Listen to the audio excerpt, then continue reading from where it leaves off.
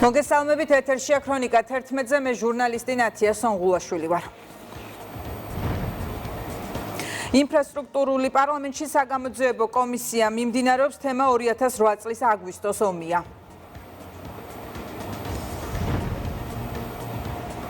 ინფრასტრუქტურული პროექტები და პროგრამები თბილისის მთავრობის ხდომა გაიმართება.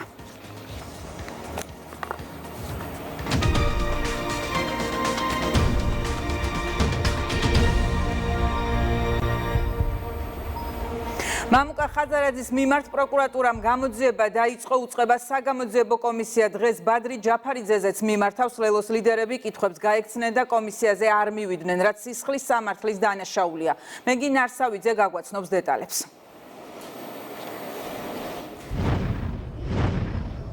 დღეს ხდომაზე თია წულკიანმა აღნიშნა, რომ რამდენიმე დღით ადრე იყო გაფრთხილებული ბადრი ჯაფარიძე იმასთან დაკავშირებით, რომ გუშინ 12 საათზე კომისიის ხდომაზე იყო დაბარებული. ბადრი ჯაფარიძე 12 საათზე არ გამოცხადდა, შემდეგ კომისიის წევრებმა მას დრო მისცეს 4 საათამდე, შეეძლო მოსულიყო პარლამენტში და ხდომა განახლდებოდა, თუმცა შემდეგ ბადრი ჯაფარიძემ სოციალურ ქსელში, ისევე როგორც მამუკა ხაზარაძემ, დაწერა, რომ არაპირებს კომისიის ხდომაზე დასწრებას, შესაბამისად მისი საკითხი დღეს განიხილეს კომისიის წევრებმა და დღის ბოლომდე ბადრი ჯაფარიძის საქმეც გადაიგზავნება პროკურატურაში, როგორც ცნობილია, პარლამენტის დროებითი საგამოძიებო კომისიის კანონიერი მოთხოვნის შეუსრულებლობა სისხლის სამართლის დანაშაულია.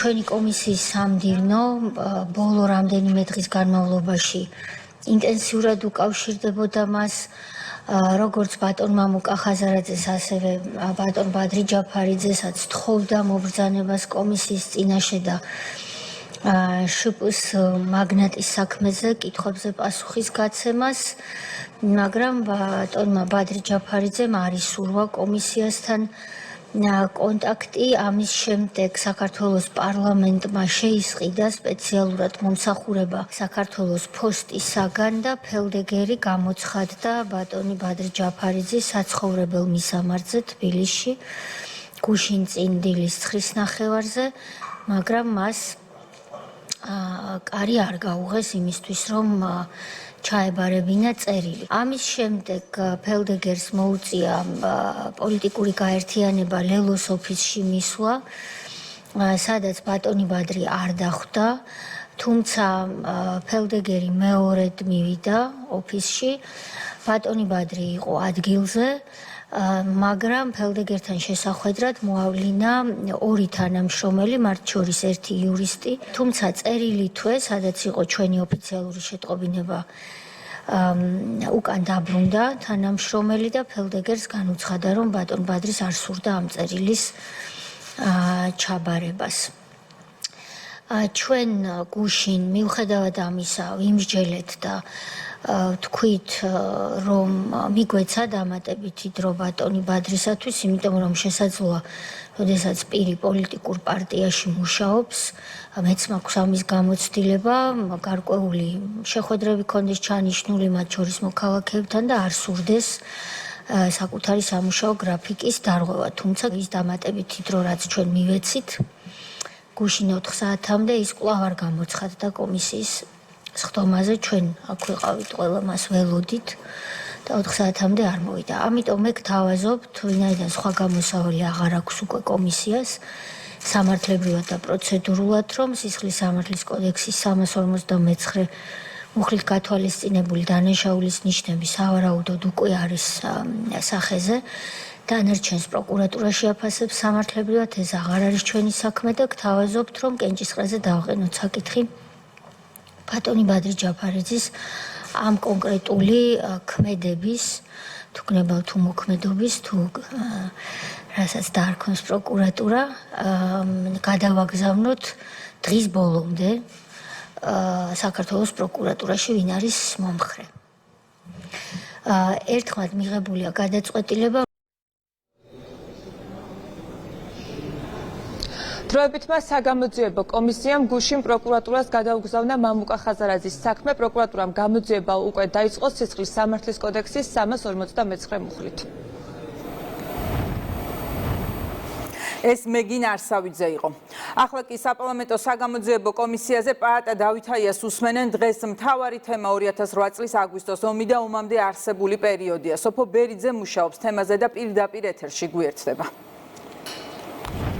პაატა დავითაიასთან კომისიის თავმჯდომარის პირველი შეკითხვა შეეხებოდა 2008 წელს დროებითი საპარლამენტო კომისიის შექმნის პროცედურებს. მას აინტერესებდა, რატომ შეიქმნა დროებითი საპარლამენტო კომისია და არა საგამოძიებო კომისია და როგორ შეთანხმდნენ დეპუტატები თავმჯდომარის კანდიდატურაზე. პასუხად პაატა დავითაიამ განმარტა, რომ დროებითი საპარლამენტო კომისიის შექმნა იყო კონსენსუსი საპარლამენტო უმრავლესობასა და ოპოზიციას შორის, რადგან მომხსენებელი ამბობს, რომ საპარლამენტო უმრავლესობა ეწინააღმდეგებოდა საგამოძიებო კომისიის შექმნას. დავითაიამ თქვა, რომ მისი თავმჯდომარედ მისი არჩევა სწორედ კონსენსუსის გზით მოხდა. მოხსენების დროს პაატა დავითაია შეეხო ჰააგის პროკურატურაში ომის საქმეზე მიმდინარე გამოძიებას და შეეცადა ესაუბრა იმ წვლილზე, რომელიც კომისიის მიერ მოპოვებულმა მასალებმა ამ პროცესში შეიტანა, თუმცა თეა წულუკიანმა შეიძლება ითქვას, რომ მას სიტყვა გააწყვეტინა, რადგან გაანუმარტა, რომ ჰააგის პროკურატურაში მიმდინარე პროცესში მნიშვნელოვანი წვლილი და საბოლოო შედეგი სწორედ ქართული ოცნების საქმიანობამ დადო. თეა წულუკიანმა აღნიშნა ისიც, რომ მართალია ქართულმა მხარემ გამოიყენა სწორედ დროებითი საპარლამენტო კომისიის მიერ მოპოვებული მასალები, თუმცა წულუკიანი ამბობს, რომ ეს ზღვაში წვეთი იყო იმ სამუშაოსთან მიმართებაში, რომელიც ქართული ოცნების ხელისუფლებამ გასწია. როგორ შეიქმნა დროებითი კომისია, რატომ შეიქმნა დროებითი კომისია და არა დროებითი საგამოძიებო კომისია, როგორ შეჯერდა თქვენი კანდიდატურა? აგვისტოს თემის ომის თემა არის ძალიან მნიშვნელოვანი თემა სახელმწიფო ინტერესებიდან გამომდინარე.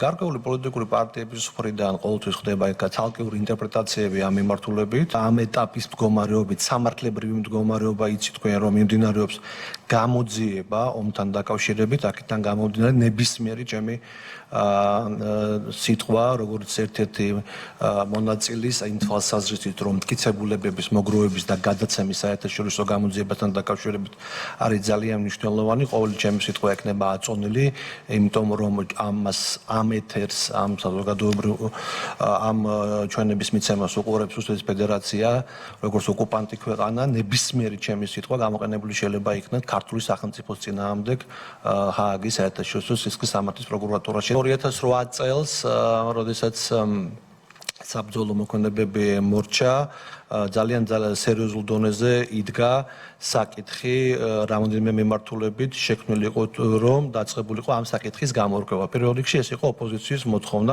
იმდროინდელი ოპოზიციის მოთხოვნა, რომელიც იმყოფებოდა პარლამენტში, მაშინდელი ძალთა გადანაწილება პარლამენტში არ იძლეოდა საშუალებას უმრავლესობის კეთილინების გარეშე შემდგარიყო საგამოძიებო კომისია. 9 კანდიდატიდან არც ერთს არ ქონდა და არა მარტო 9 კომისიის წევრზე, საერთოდ უმცირესობაში არავის არ ქონდა გამოცდილება საგამოძიებო მოქმედებების წარმოების და გამოძიებასთან შეხების წერტილები გარდა ჩემისა.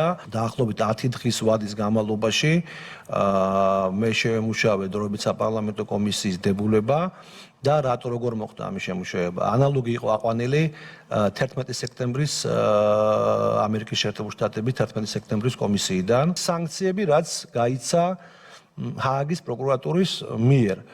ზუსტად იმ პიროვნებებზეა გაცემული, რაც დროებითმა საპარლამენტო კომისიამ დაადგინა. ჰააგაში სახელმწიფომ როცა აწარმოა სისხლის სამართლის საქმე და დავები აწარმოა სტრასბურგში, რუსეთის წინააღმდეგ ეს იყო 2012 წლის 1 ოქტომბრის მერე და ჩემი ქართული ოცნების თანაგუნდელებთან, იუსტიციის სამინისტროს თანამშრომლებთან, სხვა ძალოვან სტრუქტურებთან რა ძალისხმევა დამჭირდა და დაგვჭირდა ყველას ერთად იმისთვის, რომ ჰააგაში ქართული ჯარის და საქართველოს სიმართლე წარმატებით დაგვეცვა და ეს მოვახერხეთ. რა ძალისხმევად დაგვიჯდა უკვე 2012 წლის 1 ოქტომბრის მერე, რომ მტკიცებულებები შეგვეგროვებინა და სტრასბურგში რუსეთი, რომელიც დაგვცინოდა, მისთვის დავა მოგვეკო საბოლოოდ. ამ ძალისხმევის საუბარს თქვენ უნდა იწყებთ, იმიტომ რომ მე რომ მომავალი ხელისუფლება აქ დამიძახებს და აქ თავმჯდომარე იჯდება და მე იქ ვიჯდები, იმას მოვყვები მაშინ. ჩემ საქმიანობაში თქვენ უშემოიჭრებით. პროკურატურამ უზარმაზარი სამუშაო გაწია 12-13 და მომდევნო წლებში.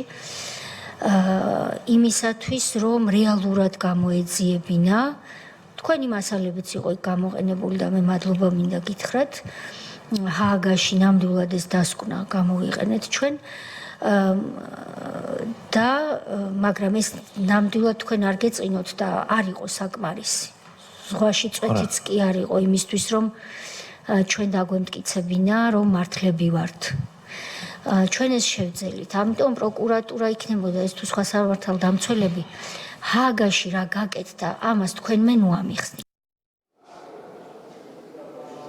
თეატრულკიანის კიდევ ერთი შეკითხვა სამშვიდობო ინიციატივებს შეეხებოდა, მას აინტერესებდა დროებით მას საპარლამენტო კომისიამ, რატომ არ დაიბარა გოგა ხაინდრავა, რომელიც მაშინ სახელმწიფო მინისტრის თანამდებობას იკავებდა და რომელიც არაერთი სამშვიდობო ინიციატივით გამოირჩეოდა. უცნაური იყო პრინციპში ამ კითხვაზე პაატა დავითაიას პასუხი, მან თქვა, რომ მას არ დაუბარებია გოგა ხაინდრავა, რადგან დარწმუნებული იყო, რომ ხაინდრავა კომისიის ხტომაზე არ მივიდოდა.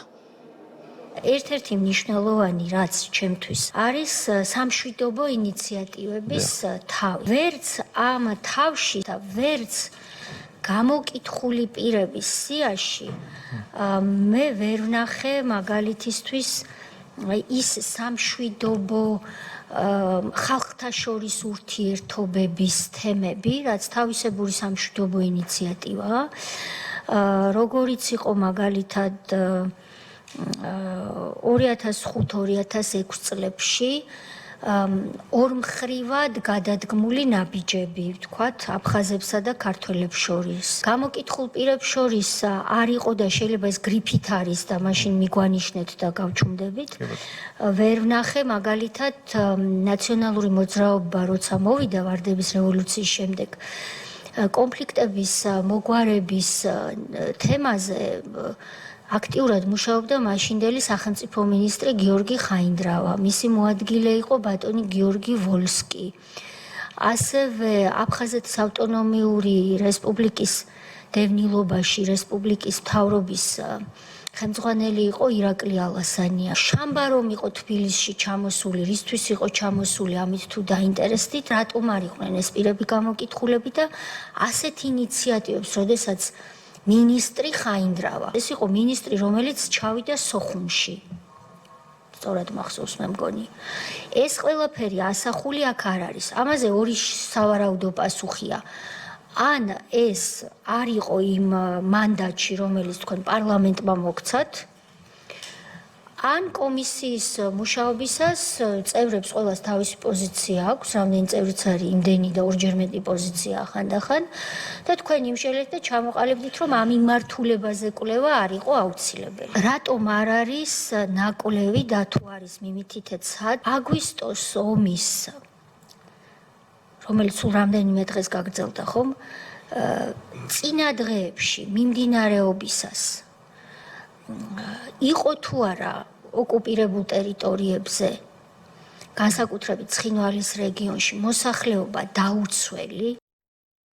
რაც შეეხება სამშვიდობო ინიციატივებს, რაც წერია შიგნით, ეს იყო კომისიის მიერ სპეციალურად მოკვლეული იმ თვალსაზრისით. ეხლა თქვენ ხო ხვდებით, სამშვიდობო ინიციატივები რამხელა ფართო ცნებაა, ხო, დაწყებული სახალხო დიპლომატიიდან, დამთავრებული სამთავრობო ქმედებებიდან გამომდინარე. 3 თვის განმავლობაში, როდესაც კომისია მუშაობს და აქ კონკრეტულად განსაზღვრული ვადიანობა აქ ფართო გაშლა ვერ მოხდებოდა, მაგრამ ჩვენთვის მნიშვნელოვანი იყო ინიციატივების თემის დაფიქსირება, იმიტომ რომ გახსოვთ თქვენ არაერთი ინიციატივა იყო მაგ პერიოდში, რა ქვია, დაფიქსირებული.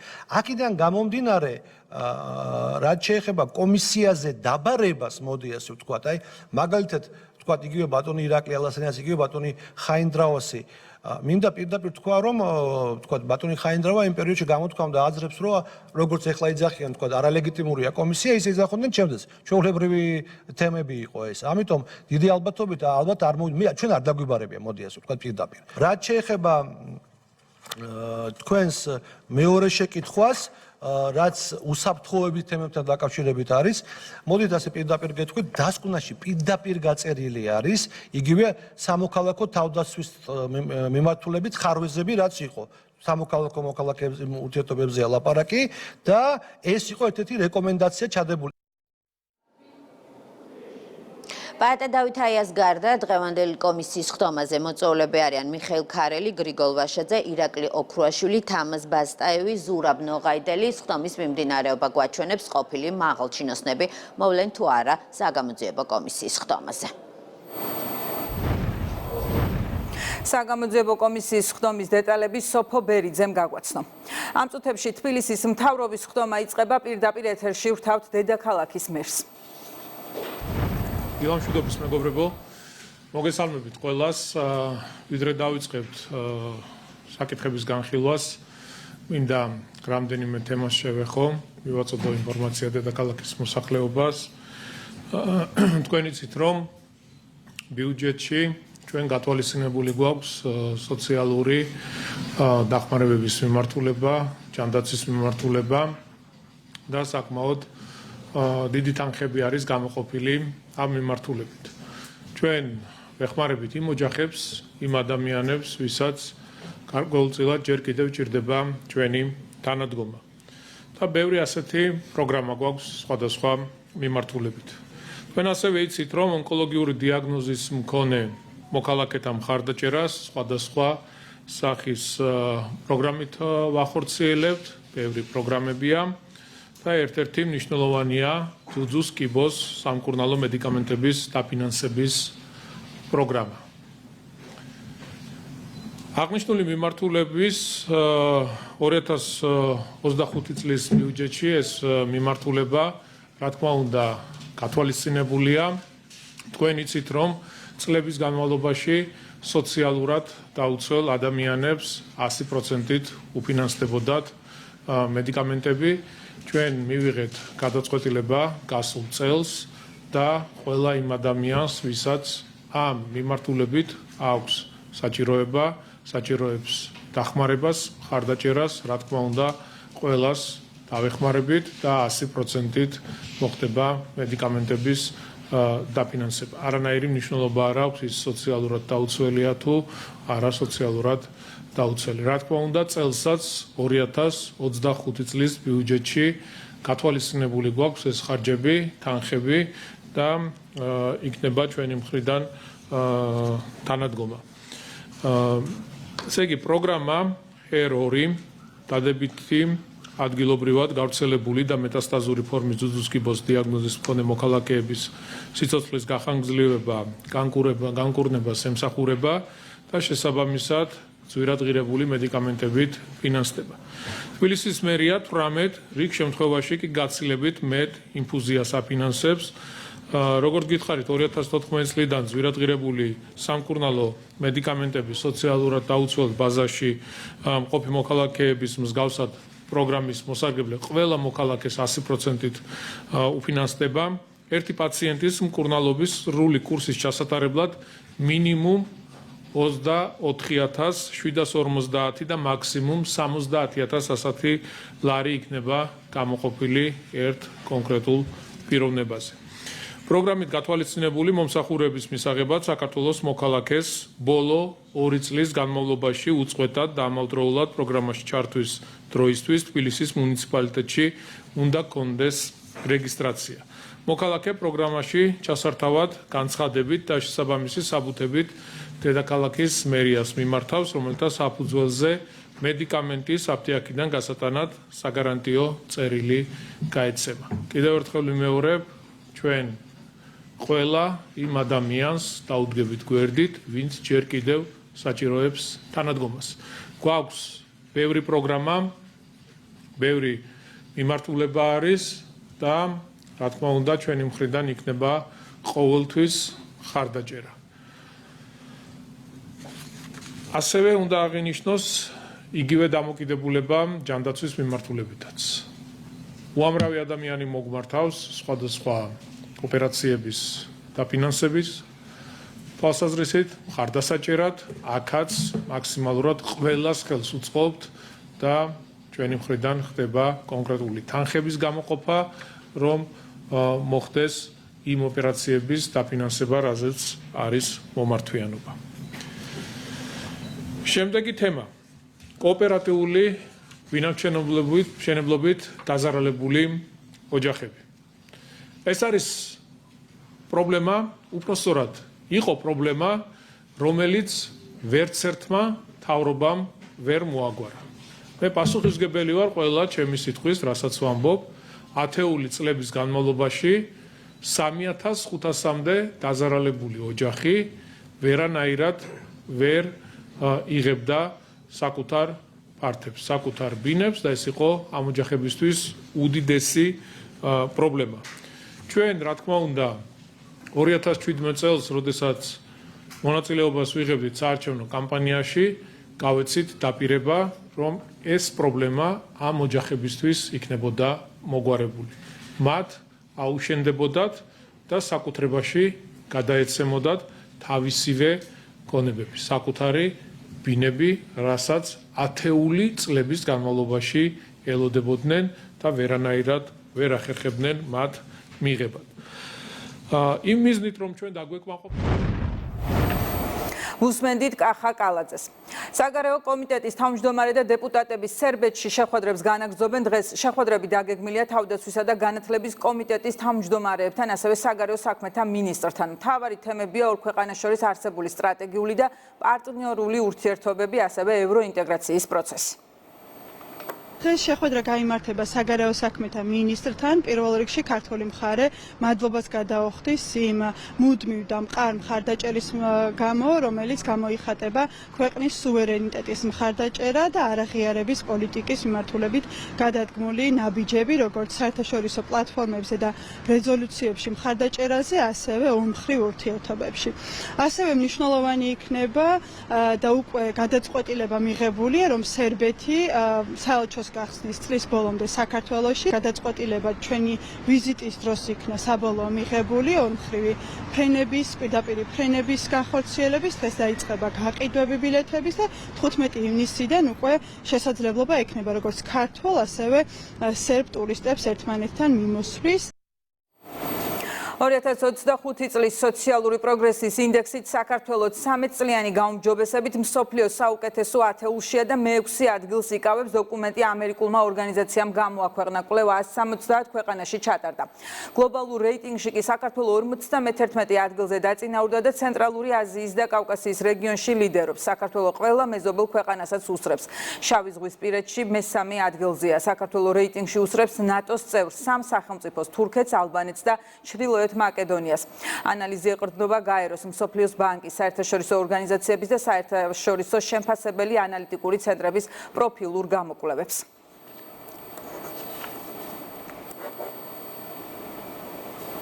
სახელმწიფო მინისტრმა თია ახვლედიანმა სახელმწიფო სტრატეგიის 2024 წლის საქმიანობის ანგარიში და 25-26 წლების სამოქმედო გეგმის პროექტი სამოქალაქო თანასწორობისა და ინტეგრაციის სამთავრობო კომისიას წარუდგინა. განიხილეს 5 ძირითადი პრიორიტეტის ფარგლებში გათვალისწინებული მიზნებისა და ამოცანების შესრულების პროცესი. მინისტრის განცხადებით, ეთნიკური უმცირესობების ინტეგრაციის ხარისხი ეტაპობრივად უმჯობესდება. გასული წლის ანგარიში სახელმწიფო მინისტრის აპარატის ვებგვერდზე გამოქვეყნდება. 2025-26 წლების სამოქმედო გეგმა კი მთავრობას დასამტკიცებლად წარედგინება. ურთიერთდაკავშირებული სტრატეგიული მიზნების მისაღწევად ჩვენი სამომავლო საქმიანობის უცვლელ პრიორიტეტებად დარჩება სახელმწიფო ენის ცოდნის დონის ამაღლების ხარისხიან განათლებაზე, ხელმისაწვდომობის, ეკონომიკური ინტეგრაციის, მონაწილეობისა და კულტურათა შორისი დიალოგის კუთხით მდგრადი შედეგების მიღწევა. ინდოეთის დედაქალაქ ნიუ-დელიში საერთაშორისო საგანმანათლებლო გამოფენაში განათლების, მეცნიერებისა და ახალგაზრდობის მინისტრის ხელმძღვანელობით საქართველოს დელეგაცია მონაწილეობს. გამოფენაში 70-მდე ქვეყანა იღებს მონაწილეობას და წარმოდგენილები არიან ქართული უნივერსიტეტებიც. პროექტის მიზანია საქართველოში მოქმედი უნივერსიტეტების ხელშეწყობა.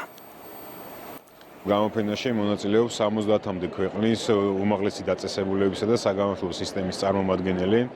Რა თქმა უნდა, ჩვენთვის მნიშვნელოვანია, რომ პირველ რიგში მათ გაეცნონ ქართულ უმაღლეს საგამართლებლო სისტემას, ქართულ უნივერსიტეტებს, საქართველოს მის პოტენციალს, როგორც საგამართლებლო, ისე ტურისტული თვალსაზრისით. ამ ღონისძიების ჩატარების მიზანი არის, რომ შევძლოთ გავაერთიანოთ მსოფლიო როგორც ერთიანი ძალა, რომ ჩვენი ახალგაზრდები გაეცნონ სხვადასხვა კულტურას. ეს არის ყველაფერი ის, რითიც ჩვენ ვამაყობთ მრავალფეროვნებისა და ინკლუზიის ხელშეწყობა და მცდელობა გავაერთიანოთ ყველა ქვეყანა კეთილდღეობისა და მშვიდობისთვის. 1000-ზე მეტი უნივერსიტეტია დღეს აქ წარმოდგენილი და ბუნებრივია ჩვენს უნივერსიტეტებს, ქართულ უნივერსიტეტებს საშუალება აქვს, რომ სწორედ ამ უნივერსიტეტებთან დაამყარონ საერთაშორისო თანამშრომლობა. ეს როგორც სტუდენტების გაცვლას უწყობს ხელს, ასევე რა თქმა უნდა ეს უწყობს ხელს უცხოელი სტუდენტების მოზიდვას საქართველოში. ქრონიკა დასრულებულია, პირდაპირ ეთერში 14 საათზე დაუბრუნდებით დროებით.